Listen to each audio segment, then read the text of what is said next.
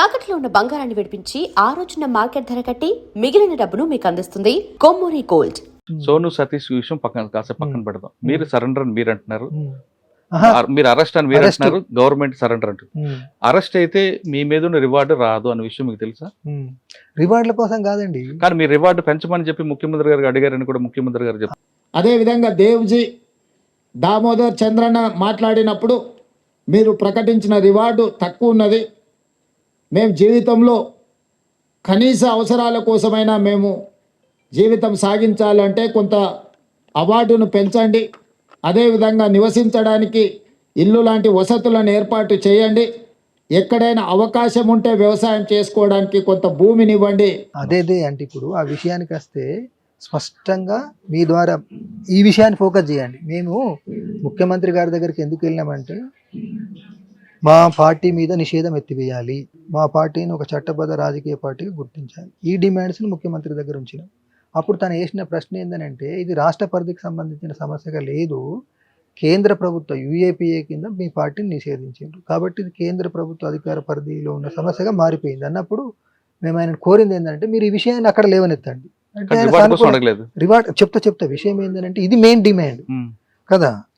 అంటే అప్పుడు ఆయన అన్నది ఏంటంటే మరి ఒకవైపు ఆయుధాలతో దళాలు ఉంటాయి, మళ్ళీ రీగల్ పార్టీగా గుర్తించాలి అని అంటే కేంద్రము రాష్ట్రం కనుక సానుకూలంగా స్పందిస్తే ఆ ప్రక్రియ మొదలుపెట్టినామనేటువంటి హామీ ఇచ్చినా కానీ మేమే చెప్తాం ఇట్లా కేంద్ర రాష్ట్ర ప్రభుత్వాలు మనం లీగల్ పార్టీగా గుర్తించే ప్రక్రియ మొదలుపెట్టినాయి కాబట్టి మీరు బయటకు రండి, మీరు చెప్పినంత కాలం వాళ్ళకి మేము పిలుపు ఇవ్వలేము, మాకు అధికారం ఉండదు అని చెప్పినాం. ఇదొకటి.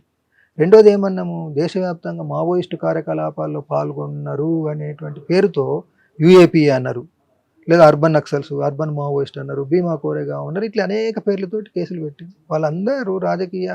వాళ్ళందరినీ రాజకీయ ఖైదీలుగా గుర్తించి విడుదల చేయాలి. ఈ రెండు మెయిన్ డిమాండ్స్.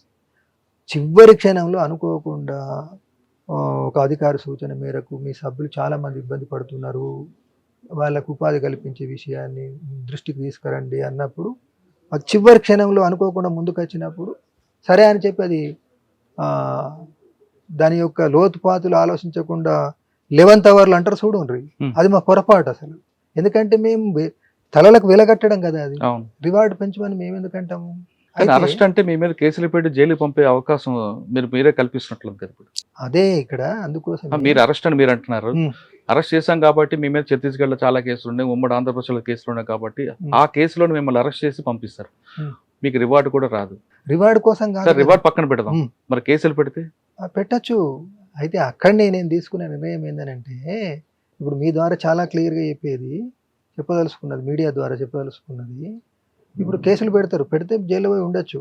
అయితే ఇప్పుడున్న ఒక ప్రత్యేక పరిస్థితుల్లో మిగిలిన కొద్ది మందినైనా కానీ సమన్వయం చేయడం ఎట్లా, ఈ మారుతున్న సామాజిక పరిస్థితికి తగినట్టుగా వ్యూహాత్మక ప్రాంతాలని మా పరిభాషలు అంటుంటాం, అడవి ప్రాంతాలు, అందులో జరుగుతున్న మార్పులకు తగ్గట్టుగా మన పంతాను మార్చుకొని దెబ్బతిన్నటువంటి ధ్వంసమైన పార్టీని, ఉద్యమాన్ని పునర్నిర్మించడం ఎట్లా అనేటువంటిది ఆల్రెడీ నేను కొంత రాసి ఉన్నా. దీన్ని మిగిలిన తోటి నాయకులతో కానీ, క్యాడర్లతో కానీ, ప్రజలతో కానీ చర్చించి పునర్నిర్మాణం చేయాలంటే అవకాశం ఉండదు. కాబట్టి మోరల్ గ్రౌండ్ నుండి చూసినప్పుడు జైల్లోకి వెళ్ళడము బాగానే ఉంటుంది, అది పాటించాలి. కానీ అది ఉపయోగమా ఇది ఉపయోగమా అని తీవ్రమైన ఘర్షణకు లోబడి చివరికి ఎన్ని నిందలు మోపినా అది ప్రజా జీవితంలో ఆచరణ ద్వారానే దానికి జవాబు చెప్పుదాము. మాటల ద్వారా చెబితే తనకో సూత్రం సోనుకో సూత్రం అని అంటారు, అవకాశవాదం అంటారు, ద్రోహం అంటారు, అవన్నీ వాళ్ళకి అది స్వేచ్ఛ ఉంది, అట్లా మాట్లాడచ్చు, విమర్శించవచ్చు. కానీ ఆచరణనే దానికి సమాధానం. ఇది చేద్దామా, ఇది ఉపయోగమా ఉద్యమానికి, లేకుంటే ఈ మార్గాన్ని ఎంచుకొని బహిరంగ జీవితంలోకి వచ్చి ఇది కాదు నిన్నటి వరకు మనం చేసినటువంటి ఇది మార్చుకోవాల్సిన స్థితి వచ్చింది అని కన్విన్స్ చేసుకొని మిగిలిన కొద్ది వాళ్ళు బయటకు వచ్చినప్పుడు మీరు కూడా వచ్చుంటే ఈ ప్రాబ్లం, ఈ సమస్య వచ్చేది కాదు అన్నది ఎవరు సోను సతీష్తో పాటు మీరు కూడా వేరే దగ్గర వచ్చుంటే ఆయుధాలు తీసుకొని ఈ సమస్య ప్రశాంతంగా ఉండేది. మీ తర్వాత బయటకు వచ్చాక చాలా మంది చనిపోయారు, వాళ్ళు కూడా ప్రాణాలతో మిగిలి ఉండేవారు అనేది ప్రశ్నించే వాళ్ళు. ఇప్పుడు సోను సతీష్లు ఏంటంటే ఒక పథకం ప్రకారం వాళ్ళు బయటకు వెళ్ళారు కదా, మేమేమన్నాము వెళ్తే మీరు వెళ్ళండి వ్యక్తులుగా, కానీ పార్టీని చీల్చకండి అన్నాం. కానీ వాళ్ళు చీల్చారు అంటే మమ్మల్ని కూడా చీల్చాలని కదా. దాని అర్థం ఏంటంటే ఆ పార్టీని చీల్చే మార్గం ఎంచుకోవాలని కదా, వాళ్ళతో జట్టు కట్టాల్సింది అని కదా. అంటే అది ఏమవుతుంది, పార్టీని చీల్చడం అవుతుంది. తర్వాత ప్రజలకు చెందినటువంటి ఆయుధాలు శత్రువుకు అప్పగించడం అవుతుంది కదా. వాళ్ళను వీటన్నిటి ఆధారంగానే వీళ్ళని ద్రోహులు అని అన్నాం. అంటే వాళ్ళతో జత కడితే అంతిమంగా అది ప్రజలకు వ్యతిరేకం, పార్టీకి వ్యతిరేకం, నష్టదాయకం అని కదా. ఆ నష్టం కలిగించే దాంట్లో భాగస్వాములము ఎట్లా అవుతాం మేము? సోను ఆసన ద్రోహులు అంటారు మీరు.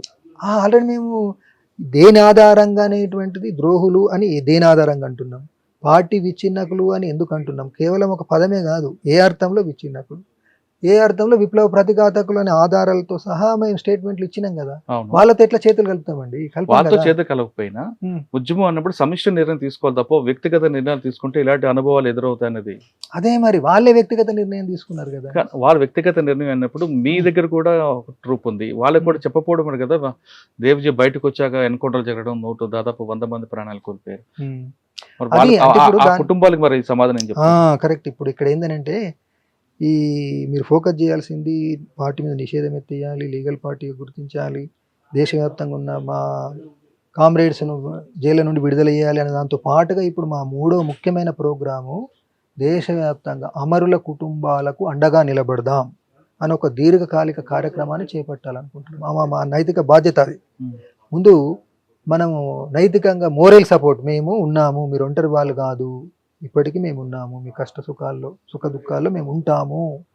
మేమే కాదు, మనం ప్రజలందరినీ మద్దతు కూడా కట్టుకున్నాం. సార్, అమరుల కుటుంబాలకు మీరు ఆదుకుంటాం అంటున్నారు, కానీ జైలులో మగ్గిపోతున్న వారి పరిస్థితి అదే. మా డిమాండ్ అదే కదా.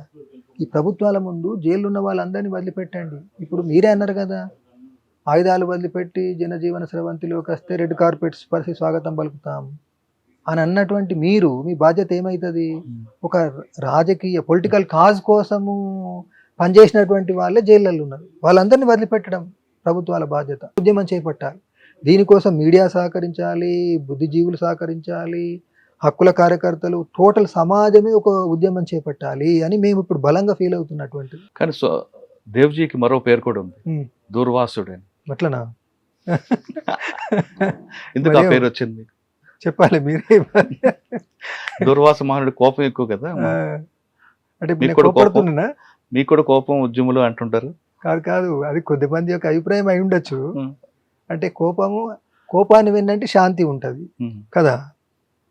అది అంటే కోపాన్ని చూసిన వాళ్ళు శాంతిని చూడనటువంటి వాళ్ళకి కోపాలు తాపాలు ఉండవు కదా. ఉండకూడదు, ఉండవు. అంటే అబ్సల్యూట్ సెన్స్ లో చెప్తున్నారు కాబట్టి దాన్ని తిరస్కరిస్తున్నా నేను. అంటే యుద్ధం పక్కన శాంతి ఉంటది, శాంతి యుద్ధంగా, యుద్ధం శాంతిగా, రాత్రి పగలుగా, పగలు రాత్రిగా. కోపం వల్ల ప్రేమగా ఉంటది. ఇప్పుడు తల్లి పిల్లను కొడుతుంది, కానీ తానే మళ్ళీ కన్నీరు పెట్టుకుంటది. అది చూడనటువంటి వాళ్ళ వ్యక్తీకరణ. I dreams, this police diaries is something very, very valuable towards that. I must really appreciate Murali, your insights. I dreams founder and CEO Chinna Vasudev Reddy Gartoni, Muralidhar crime stories చాలా famous అయిపోయినాయి.